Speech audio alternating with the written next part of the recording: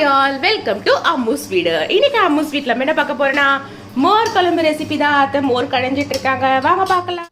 First பருப்பு வடையை சுட்டு தனியாக வச்சுக்கோங்க. அப்புறம் ஒரு கடாயில் கொஞ்சமாக மிளகாவை வறுத்து வச்சுக்கோங்க. மிக்ஸி ஜாரில் அரை மூடி தேங்காய், கொஞ்சம் இஞ்சி, 2 பல்லு பூண்டு, ஒரு வெங்காயம், 4 மணி நேரம் ஊற வச்ச பச்சரிசி கடலைப்பருப்பு சேர்த்துக்கோங்க. அப்புறம் ஜீரகம், மஞ்சத்தூள், வதக்கி வச்ச மிளகாவை சேர்த்து கொஞ்சம் பிறுபிறுன்னு அரைச்சி வச்சுக்கோங்க. அப்புறம் இந்த கூட்டின மோரில் இந்த பேஸ்ட்டை கொட்டிட்டு உப்பு சேர்த்து கொஞ்சம் தண்ணி நிறையாவே சேர்த்துக்கோங்க.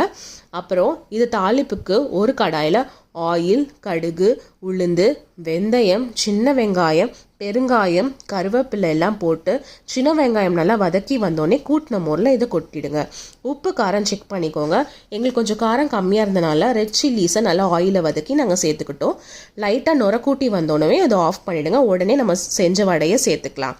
இதுக்கு பெஸ்ட்டான காம்பினேஷன் பார்த்தீங்கன்னா சேனக்கிழங்கு ஃப்ரை தான். இதை வீட்டில் ட்ரை பண்ணிட்டு எப்படி இருந்துச்சுன்னு கமெண்ட் பண்ணுங்கள். தேங்க்யூ.